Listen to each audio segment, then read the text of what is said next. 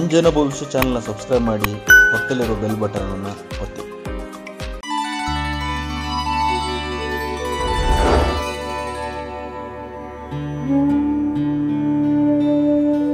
ವೀಕ್ಷಕರೇ, ಅಂಜನ ಭವಿಷ್ಯದ ಕಾರ್ಯಕ್ರಮಕ್ಕೆ ತಮ್ಮೆಲ್ಲರಿಗೂ ಆತ್ಮೀಯವಾದಂಥ ಸ್ವಾಗತ.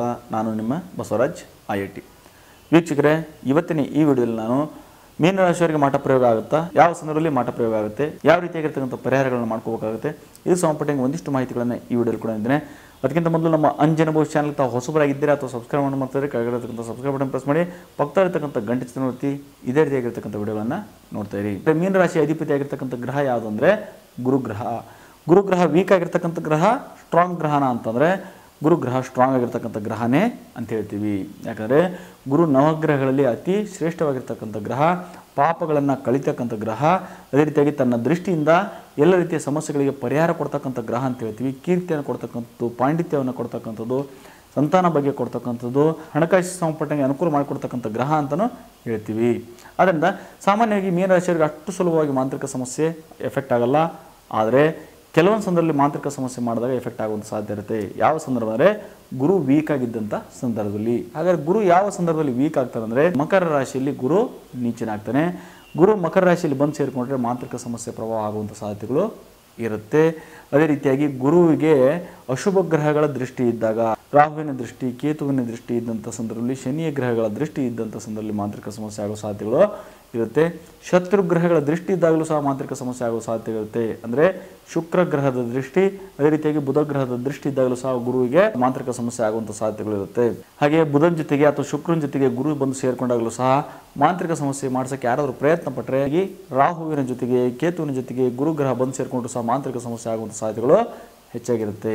ಯಾವ ಒಂದು ಸಂದರ್ಭದಲ್ಲಿ ಮೀನರಾಶಿಯವರಿಗೆ ಮಾಟ ಪ್ರಯೋಗ ಪ್ರಭಾವ ಆಗುತ್ತಂದರೆ ಮುಖ್ಯವಾಗಿ ಬುಧ ದಶೆ ಬುಧ ಭಕ್ತಿ, ಶುಕ್ರ ದಶೆ ಶುಕ್ರ ಭಕ್ತಿ, ರಾಹು ದಶೆ ರಾಹು ಭಕ್ತಿ, ಕೇತು ದಶೆ ಕೇತು ಭಕ್ತಿಯಲ್ಲಿ ಮಾಂತ್ರಿಕ ಸಮಸ್ಯೆ ಆಗುವಂಥ ಸಾಧ್ಯತೆ ಇರುತ್ತೆ.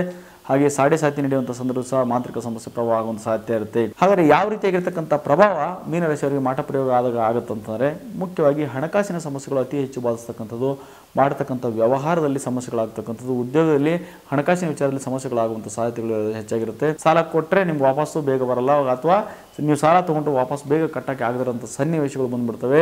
ಫೈನಾನ್ಷಿಯಲಿ ತುಂಬ ವೀಕ್ ಆಗ್ತಕ್ಕಂಥ ಸಾಧ್ಯತೆಗಳಿರುತ್ತೆ. ದುಡ್ಡು ಕಾಸು ಅನಾವಶ್ಯಕವಾಗಿ ಖರ್ಚಾಗುವಂಥದ್ದು ಇರುತ್ತೆ. ಸಂಸಾರದಲ್ಲಿ ಕಲಹ ಬರ್ತಕ್ಕಂಥದ್ದು, ಮುಖ್ಯವಾಗಿ ಮಕ್ಕಳ ವಿಚಾರಕ್ಕೆ ಸಂಬಂಧಪಟ್ಟಂಗೆ ಟೆನ್ಷನ್ ನೀವು ಅನುಭವಿಸ್ತಕ್ಕಂಥ ಸಾಧ್ಯತೆಗಳು ಹೆಚ್ಚಾಗಿರುತ್ತೆ. ಯಾರಾದರೂ ಸ್ಟ್ರಾಂಗ್ ಆಗಿ ನಿಮ್ಗೆ ಮಾಂತ್ರಿಕ ಸಮಸ್ಯೆ ಮಾಡಿದಾಗ.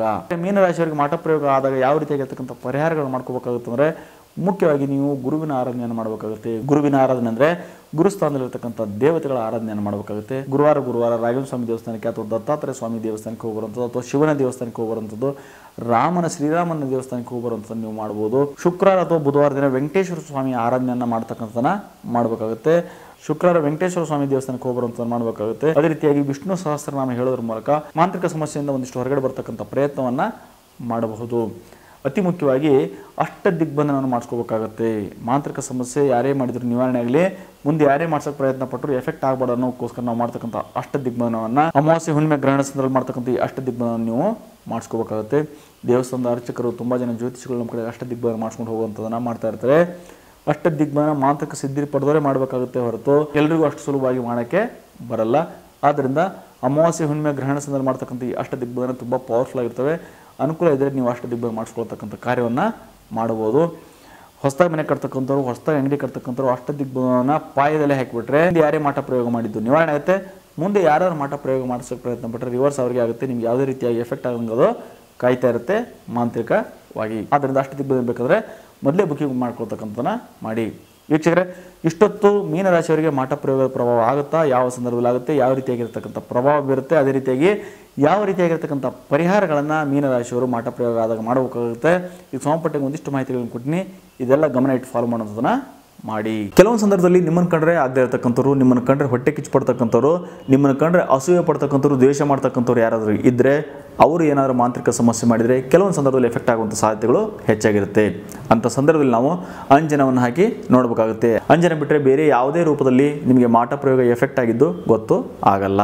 ಅದರಿಂದ ಅಂಜನ ಹಾಕ್ಸಿದ್ರೆ 8ರಿಂದ 12 ವರ್ಷ ಇಬ್ಬರು ಮಕ್ಕಳು ಕರ್ಕೊಂಬಂದರೆ ಅಂಜನವನ್ನು ಹಾಕಿ ಸಮಸ್ಯೆ ಕಾರಣ ಏನಾದರೂ ಇದೆಯಾ, ಯಾರಾದರೂ ಮಾಟ ಪ್ರಯೋಗ ಮಾಡಿದಾರಾ, ಮಾಡಿದರೆ ಯಾರು ಮಾಡಿದಾರೆ ಅಂತ ನಿಮ್ಮ ಮಕ್ಕಳು ಹೇಳ್ತಾರೆ. ಇಲ್ಲಾಂದರೆ ಇಲ್ಲ ಅಂತ ನಿಮ್ಮ ಮಕ್ಕಳು ನಿಮಗೆ ಸ್ಪಷ್ಟವಾಗಿ ಹೇಳ್ತಾರೆ. ಇಲ್ಲಾಂದರೆ ನೀವೇ ಅಂಜನವನ್ನು ತೆಗೆದುಕೊಂಡು ಹೋಗಿ ನಿಮ್ಮ ಮಕ್ಕಳಿಗೆ ಅಥವಾ ನಿಮ್ಗೆ ಗೊತ್ತಿರುವಂಥ ಮಕ್ಕಳಿಗೆ ನಿಮ್ಮ ಮನೆಯಲ್ಲಿ ಅಂಜನವನ್ನು ಹಾಕಿ ಸಮಸ್ಯೆ ಕಾರಣ ಏನಾದರೂ ಇದೆಯಾ, ಯಾರಾದರೂ ಮಾಟ ಪ್ರಯೋಗ ಮಾಡಿದಾರಾ, ಮಾಡಿದರೆ ಯಾರು ಮಾಡಿದಾರೆ ಅಂತ ನಿಮ್ಮ ಮಕ್ಕಳು ನಿಮ್ಗೆ ಸ್ಪಷ್ಟವಾಗಿ ಹೇಳ್ತಾರೆ. ಇಲ್ಲ ಅಂದರೆ ಇಲ್ಲ ಅಂತ ನಿಮ್ಮ ಮಕ್ಕಳು ಹೇಳ್ತಾರೆ. ಅದೇ ರೀತಿಯಾಗಿ ಕೆಲಸ ಕಾರ್ಯಗಳು ಆಗ್ತವಾ ಇಲ್ವಾ, ವ್ಯಾವಹಾರಿಕವಾಗಿ ಏನಾದರೂ ಅನುಕೂಲ ಆಗುತ್ತಾ ಇಲ್ವಾ, ಈ ವ್ಯಕ್ತಿಯನ್ನು ನಂಬಿಕೊಂಡು ವ್ಯವಹಾರ ಮಾಡಬೇಕಾ ಮಾಡಬಾರ್ದಾ, ಈ ಥರ ಸಾಕಷ್ಟು ವಿಚಾರಗಳಿಗೆ ನೀವು ಅಂಜನವನ್ನು ನಿಮ್ಮ ಮನೆಯಲ್ಲಿ ಹಾಕಿ ಕೇಳುವಂಥದ್ದನ್ನು ಮಾಡಬಹುದು. ಒಂದು ಅಂಜನ ನಿಮ್ಮ ಮನೆಯಲ್ಲಿದ್ದರೆ ಒಬ್ಬ ಜ್ಯೋತಿಷಿ ನಿಮ್ಮ ಮನೆಯಲ್ಲಿ ಇದ್ದಂಗೆ. ಅಂಜನ ಅಲ್ಲಿ ಹಾಕ್ತಾರೆ ಇಲ್ಲಿ ಹಾಕ್ತಾರೆ, ಅಲ್ಲಿ ಹೋಗಿ ಅಂಜನ ಹಾಕ್ಸೋಣ ಇಲ್ಲಿ ಹೋಗಿ ಅಂಜನ ಹಾಕ್ಸೋಣ ಅನ್ನೋಂಥ ಪ್ರೇಮೇನೂ ಎಷ್ಟೋ ಸಂದರ್ಭದಲ್ಲಿ ನಿಮ್ಗೆ ಬರಲ್ಲ. ಆದರೆ ನಾವು ಕೊಡ್ತಕ್ಕಂಥ ಅಂಜನ ನಿಮ್ಮ ವೈಯಕ್ತಿಕ ಕೆಲಸಕ್ಕೆ ಉಪಯೋಗ ಆಗುವಂಥದ್ದು ಮಾಡುತ್ತೆ, ಬೇರೆಯವರಿಗೆ ಅದು ಹೇಳೋಕ್ಕೆ ಆಗಲ್ಲ. ಆದ್ದರಿಂದ ಅಂಜನ ಬೇಕಾದ್ರೆ ನೇರವಾಗಿ ಅಂಜನ ತರಿಸ್ಕೊಳ್ಳುವಂಥದ್ದು ಮಾಡಿ. ಕೆಲವೊಬ್ಬರು ನಿಮಗೆ ಕಾಣಿಸ್ತಕ್ಕಂಥ ಅಂಜನ ಮಾಡಿಕೊಟ್ಬಿಡ್ತೀನಿ, ಸರ್ವಾಂಜನವನ್ನು ಮಾಡಿಕೊಟ್ಬಿಡ್ತೀನಿ, ಅದಕ್ಕೆ ಅಡ್ವಾನ್ಸ್ ದುಡ್ಡನ್ನು ಹಾಕ್ರಿ ಅಂತ ಹೇಳಿ ಮೋಸ ಮಾಡ್ತಕ್ಕಂಥ ಕಾರ್ಯವನ್ನು ಇತ್ತೀಚೆಗೆ ನಾವು ನೋಡ್ತಾ ಇದ್ವಿ. ತುಂಬ ಜನ ಮೋಸಕ್ಕೆ ಒಳಗಾಗ್ತಾ ಇದ್ದಾರೆ, ತುಂಬ ಜನ ಮೋಸಕ್ಕೆ ಹೋಗಿ ನಮಗೆ ಫೋನ್ ಮಾಡುವಂಥದ್ದನ್ನು ಮಾಡ್ತಾ ಇದ್ದಾರೆ. ದಯವಿಟ್ಟು ತುಂಬ ಎಚ್ಚರಿಕೆಯಿಂದಿರಿ. ಸರ್ವಾಂಜನ ಎಲ್ಲರೂ ಕಾಣಿಸ್ತಕ್ಕಂಥ ಸರ್ವಾಂಜನ ಖಂಡಿತವಾಗೂ ಎಲ್ಲೂ ಇಲ್ಲ. ಆ ಫಾರ್ಮುಲಾ ಈಗ ಸದ್ಯಕ್ಕೆ ಇಲ್ಲ. ನಿಮ್ಮ ಕಡೆ ದುಡ್ಡು ಹಾಕಿಸ್ಕೊಂಡು ಖಂಡಿತವಾಗೂ ಮೋಸ ಮಾಡ್ತಾರೆ. ದಯವಿಟ್ಟು ಎಚ್ಚೆತ್ತುಕೊಳ್ಳತಕ್ಕಂಥನ ಮಾಡಿ. ಯಾವುದೇ ಕಾರಣಕ್ಕೂ ಯಾರಿಗೂ ಸಹ ಅಡ್ವಾನ್ಸನ್ನು ದುಡ್ಡು ಹಾಕುವಂಥದ್ದು ಅಥವಾ ಯಾರಿಗೂ ದುಡ್ಡು ಕಳಿಸ್ಬಿಡೋದು, ನಿಮ್ಗೆ ಕಾಣಿಸ್ತಕ್ಕಂಥ ಅಂಜನ ಸಿಕ್ಬಿಡುತ್ತೆ, ನಿಧಿ ನೋಡ್ತಕ್ಕಂಥ ಅಂಜನ ಸಿಕ್ಬಿಡುತ್ತೆ, ಮಟ್ಕ ನಂಬರ್ ನೋಡ್ತಕ್ಕಂಥ ಅಂಜನ ಸಿಕ್ಬಿಡುತ್ತೆ ಅಂತ ಹೇಳಿ ಮೋಸ ಮಾಡ್ತಕ್ಕಂಥವ್ರು ಕೆಲವರು ಇತ್ತೀಚೆಗೆ ಹುಟ್ಕೊಂಡಿದ್ದಾರೆ. ಭಾಳ ಎಚ್ಚರಿಕೆಯಿಂದಿರಿ. ಇಲ್ಲ ಅಂದರೆ ನಿಮ್ಮ ದುಡ್ಡನ್ನು 100% ನೀವು ಕಳ್ಕೊಳ್ತೀರಾ. ನಮ್ಮ ಅಂಜನ ಭವಿಷ್ಯದ ಹೆಸರನ್ನು ನಾವು ಉಪಯೋಗಿಸಿಕೊಂಡು ಕೆಲವೊಬ್ಬರು ಆ ರೀತಿ ಇತ್ತೀಚೆಗೆ ಮಾಡುವಂಥ ನೋಡ್ತಾ ಇದ್ದೀವಿ. ಅಂಥವ್ರು ನಿಮ್ಮ ಕೈಗೆ ಏನಾದರೂ ಸಿಕ್ಕರೆ ಬುದ್ಧಿ ಕಲಿಸ್ತಕ್ಕಂಥ ಖಂಡಿತವಾಗೂ ಮಾಡಬೇಕಾಗುತ್ತೆ. ಇಲ್ಲಾಂದರೆ ಮೋಸಕ್ಕೆ ಒಳಗಾಗತಕ್ಕಂಥದ್ದು ಶತಸಿದ್ಧ. ದಯವಿಟ್ಟು ಇದನ್ನು ಮೈಂಡಲ್ಲಿ ನೋಟ್ ಮಾಡ್ಕೊಳ್ಳಿ. ಸಾವಿರಾರು ಜನಗಳಿಗೆ, ನೂರಾರು ಜನ ಜ್ಯೋತಿಷಿಗಳಿಗೆ, ದೇವಸ್ಥಾನದ ಅರ್ಚಕರುಗಳಿಗೆ ಅಂಜನ ಕೊಡ್ತಕ್ಕಂಥದ್ದು ಮಾಡಿವಿ.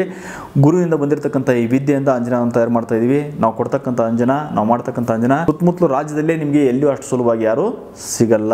ಬೇರೆ ಕಡೆಗೆ ಅಂಜನ ಹಾಕ್ಸ್ಬೇಕಾದ್ರೂ ಸ್ವಲ್ಪ ಎಚ್ಚರಿಕೆಯಿಂದ ಅಂಜನ ಹಾಕ್ಸ್ತಕ್ಕಂಥದ್ದು ಮಾಡಿ. ಯಾಕಂದರೆ ನಮ್ಮ ಕಡೆ ತೆಗೆದುಕೊಂಡು ಹೋಗಿರ್ತಕ್ಕಂಥ ಅಂಜನವನ್ನು ಉಪಯೋಗಿಸಿಕೊಂಡು ಬೇರೆಯವರಿಗೆ ಅಂಜನ ಹೇಳ್ತಕ್ಕಂಥ ಮಾಡ್ತಾ ಇರ್ತಾರೆ.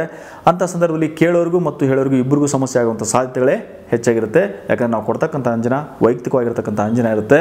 ಬೇರೆಯವರಿಗೆ ಅಂಜನ ಹೇಳ್ಬೇಕಾದ್ರೆ ಸಿದ್ಧಿ ಪಡೆದ ಅಂಜನ ಹೇಳೋದಂಥ ಮಾಡಬೇಕಾಗುತ್ತೆ. ಇಲ್ಲಾಂದರೆ ಸಮಸ್ಯೆ ಆಗುತ್ತಕ್ಕಂಥ ಸಾಧ್ಯತೆಗಳೇ ಹೆಚ್ಚಾಗಿರುತ್ತೆ. ಇನ್ನು ಕೊನೆಯದಾಗಿ ಡೈರೆಕ್ಟ್ ಪರಿಹಾರ ಬೇಕಂದರೆ ಅಷ್ಟ ದಿಗ್ಬಂಧನ ಮಾಡಿಸ್ಕೊಳ್ತಕ್ಕಂಥದ್ದು ಮಾಡಿ. ಅಮಾವಾಸ್ಯೆ, ಹುಣ್ಣಿಮೆ, ಗ್ರಹಣ ಸಂದರ್ಭದಲ್ಲಿ ಮಾಡ್ತಕ್ಕಂಥ ಈ ಅಷ್ಟ ದಿಗ್ಬಂಧನಕ್ಕೆ ವಿಶೇಷವಾಗಿರ್ತಕ್ಕಂಥ ಶಕ್ತಿ ಇರುತ್ತೆ. ಅದರಿಂದ ಅಷ್ಟ ದಿಗ್ಬಂಧನ ಬೇಕಂದರೆ ಮೊದಲೇ ಬುಕ್ಕಿಂಗ್ ಮಾಡ್ತಕ್ಕಂಥದ್ದು ಮಾಡಿ. 2 ರೀತಿಯಾಗಿರ್ತಕ್ಕಂಥ ಅಷ್ಟ ದಿಗ್ಬಂಧನ ಮಾಡ್ತಾ ಇರ್ತೀವಿ. ಒಂದು ಬೇಸಿಕ್ ಆಗಿರ್ತಕ್ಕಂಥ ಅಷ್ಟ ದಿಗ್ಬಂಧನ, ಇನ್ನೊಂದು ಪ್ರಬಲವಾಗಿರ್ತಕ್ಕಂಥ ಅಷ್ಟ ದಿಗ್ಬಂಧನ ಇರುತ್ತೆ. ಮಾಂತ್ರಿಕ ಸಿದ್ಧಿ ಪಡೆದವರು ಇದು ಅಷ್ಟ ದಿಗ್ಬಂಧನ ಮಾಡಬೇಕಾಗುತ್ತೆ.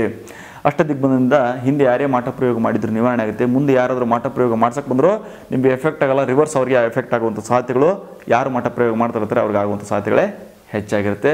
ಅದೇ ರೀತಿಯಾಗಿ ಮನೆಗೆ ಇರತಕ್ಕಂಥ ದೋಷಗಳು, ಮನೆಗೆ ವಾಸ್ತು ದೋಷ, ಮಣ್ಣಿನ ದೋಷ ಇರತಕ್ಕಂಥ ಸಮಸ್ಯೆಗಳನ್ನ ಕಡಿಮೆ ಮಾಡ್ತಕ್ಕಂಥ ಶಕ್ತಿ ಅಷ್ಟ ದಿಗ್ಬಂಧನಕ್ಕೆ ಇರುತ್ತೆ. ಹೊಸ ಮನೆ ಕಟ್ತಕ್ಕಂಥವ್ರು, ಅಂಗಡಿಯನ್ನು ಕಟ್ತಕ್ಕಂಥವ್ರು ಪಾಯದಲ್ಲಿ ಅಷ್ಟ ದಿಗ್ಬಂಧನ ಮಾಡಿಸ್ಕೊಂಡು ಹಾಕೊಳ್ಳೋದ್ರ ಮೂಲಕ ಹಿಂದೆ ಆಗಿರ್ತಕ್ಕಂಥ ಮಾಂತ್ರಿಕ ಸಮಸ್ಯೆ, ಮುಂದೆ ಆಗ್ತಕ್ಕಂಥ ಮಾಂತ್ರಿಕ ಸಮಸ್ಯೆಗಳಿಂದ ಪರಿಹಾರ ಪಡಿತಕ್ಕಂಥದ್ದನ್ನು ಮಾಡ್ಬೋದು. ಅದರಿಂದ ಅಷ್ಟ ದಿಗ್ಬಂಧನ ಬೇಕಂದರೆ ಮೊದಲೇ ಬುಕ್ಕಿಂಗ್ ಮಾಡ್ತಕ್ಕಂಥದ್ದನ್ನು ಮಾಡ್ಕೊಳ್ಳಿ. ನಿಮ್ಮ ಜೀವನದಲ್ಲಿ ಆಗ್ತಕ್ಕಂಥ ಸಮಸ್ಯೆಗಳಿಗೆ ಗ್ರಹಗತಿಗಳು ಅಷ್ಟೇ ಪ್ರಭಾವ ಬೀರುವಂಥದ್ದು ಮಾಡ್ತಾ ಇರ್ತವೆ. ಕೆಲವೊಂದು ಸಂದರ್ಭದಲ್ಲಿ ಲಗ್ನ ಕೆಟ್ಟೋಗಿಬಿಟ್ಟಿರುತ್ತೆ, ಲಗ್ನದಲ್ಲಿ ಅಶುಭ ಗ್ರಹಗಳು ಸೇರ್ಕೊಂಡ್ಬಿಟ್ಟಿರ್ತೀವಿ, ಲಗ್ನಾಧಿಪತಿ ದುಸ್ಥಾನದಲ್ಲಿ ಸೇರ್ಕೊಂಡಿರ್ತಾನೆ ಅಥವಾ ನೀಚ ಸ್ಥಾನದಲ್ಲಿ ಹೋಗಿರ್ತಾನೆ. ಶನಿಯ ಪ್ರಭಾವ ಇರತಕ್ಕಂಥದ್ದು, ಅಷ್ಟಮ ಶನಿ, ಅರ್ಧ ಅಷ್ಟಮ ಶನಿ, ಪಂಚಮ ಶನಿ, ಸಪ್ತಮ ಶನಿ ಮತ್ತು ಸಾಡೆ ಸಾತಿ ನಡೆಯುವಂಥ ಸಾಧ್ಯತೆಗಳು ಇರಬಹುದು. ಅದೇ ರೀತಿಯಾಗಿ ಸರ್ಪದೋಷಗಳು, ಕಾಳ ಸರ್ಪದೋಷಗಳು, ಬೇರೆ ಗ್ರಹಗತಿಗಳ ದೋಷ, ಕುಜ ದೋಷ, ಹೀಗೆ ಗ್ರಹಗತಿಗಳ ದೋಷಗಳು ಇರುವಂಥ ಸಾಧ್ಯತೆಗಳು ಇರುತ್ತೆ. ಅದೇ ರೀತಿಯಾಗಿ ದಶಾಭುಕ್ತಿ, ಅಶುಭ ಗ್ರಹಗಳು ದಶೆ ನಡೀತಿದೆಯಾ, ಶತ್ರು ಗ್ರಹಗಳ ದಶೆ ನಡೀತಿದೆಯಾ, ಬಾಧಕಾಧಿಪತಿ ಅಥವಾ ಮಾರಕಾಧಿಪತಿಗಳ ದಶೆ ನಡೀತಿದೆಯಾ, ಅದೇ ರೀತಿಯಾಗಿ ನಿಮಗೆ ಶುಭ ಗ್ರಹಗಳ ದಶೆ ನಡೀತಿದೆ, ಎಲ್ಲವನ್ನು ನಾವು ನೋಡಬೇಕಾಗುತ್ತೆ. ಹಾಗೆ ಗುರುಬಲ ಹೇಗಿದೆ, ಗೋಚಾರದಲ್ಲಿ ಗ್ರಹಗತಿಗಳ ಪ್ರಭಾವ ಏನು, ಇದೆಲ್ಲವನ್ನು ನೋಡಿ ನಿಮ್ಮ ಸಮಸ್ಯೆಗೆ ಕಾರಣ ಏನು ತಿಳ್ಕೊಂಡು ಪರಿಹಾರವನ್ನು ಸೂಚಿಸ್ತಕ್ಕಂಥದನ್ನ ಮಾಡ್ತಾ ಇರ್ತೀವಿ. ಜಾತಕದಲ್ಲಿ ಸಾಕಷ್ಟು ವಿಚಾರಗಳನ್ನ ನಾವು ನೋಡಬೇಕಾಗುತ್ತೆ. ಕಾಟಾಚಾರಕ್ಕೆ ಏನೋ ಒಂದು 5 ನಿಮಿಷದಲ್ಲಿ ಜಾತಕವನ್ನು ನೋಡಿ ಏನೋ ಒಂದಷ್ಟು ಮಾಹಿತಿಯನ್ನು ಕೊಟ್ಟು ಕಳಿಸೋಕ್ಕೆ ಆಗಲ್ಲ. ಅದರಿಂದ ಸಮಸ್ಯೆ ಆಗುವಂಥ ಸಾಧ್ಯತೆಗಳೇ ಹೆಚ್ಚಾಗಿರುತ್ತೆ. ಜಾತಕವನ್ನು ಸಂಪೂರ್ಣವಾಗಿ ವಿಶ್ಲೇಷಣೆ ಮಾಡಿ ಹೇಳುವಂಥದ್ದನ್ನು ಮಾಡಬೇಕಾಗುತ್ತೆ. ಅದರಿಂದ ಜಾತಕವನ್ನು ತೋರಿಸಿದ್ರೆ ನೇರ ಟೈಮ್ ತೊಗೊಂಡು ಭೇಟಿ ಆಗುವಂಥದ್ದನ್ನ ಮಾಡಿ. ವೀಕ್ಷಕರೇ, ಇಷ್ಟೊತ್ತು ಕೊಟ್ಟಿರ್ತಕ್ಕಂಥ ಮಾಹಿತಿಯನ್ನು ಗಮನಿಸಿ ಅಂತ ಹೇಳ್ತಾ ನಮ್ಮ ಅಂಜನ ಭವಿಷ್ಯ ಚಾನಲ್ಗೆ ತಾವು ಹೊಸಬರಾಗಿದ್ದರೆ ಅಥವಾ ಸಬ್ಸ್ಕ್ರೈಬ್ ಮಾಡೋದು ಮತ್ತು ಕೆಳಗಿರತಕ್ಕಂಥ ಸಬ್ಸ್ಕ್ರೈಬ್ ಬಟನ್ ಪ್ರೆಸ್ ಮಾಡಿ, ಪಕ್ಕದ ಇರತಕ್ಕಂಥ ಗಂಟೆ ಚಿತ್ರ ಒತ್ತಿ. ಇದೇ ರೀತಿಯಾಗಿ ಮುಖ್ಯವಾಗಿರ್ತಕ್ಕಂಥ ವಿಡಿಯೋಗಳು ಮಾಡಿ ಹಾಕಿದಾಗ ನೋಟಿಫಿಕೇಶನ್ ಬರುತ್ತೆ, ತಕ್ಷಣಕ್ಕೆ ವಿಡಿಯೋ ನೋಡೋಕೆ ನಿಮ್ಗೆ ಅನುಕೂಲ ಆಗುತ್ತೆ. ಆ ಭಗವತಿ ತಾಯಿ ತಮ್ಮೆಲ್ಲರೂ ಒಳ್ಳೆಯ ಮಾಡಿ ಅಂತ ಹಾರೈಸ್ತಾ ಇವತ್ತು ನೋಡಿ ಇಲ್ಲೇ ಮುಗಿಸ್ತಾ ಇದ್ದೀನಿ. ಎಲ್ಲರಿಗೂ ಒಳ್ಳೆಯದಾಗಲಿ. ನಮಸ್ಕಾರ.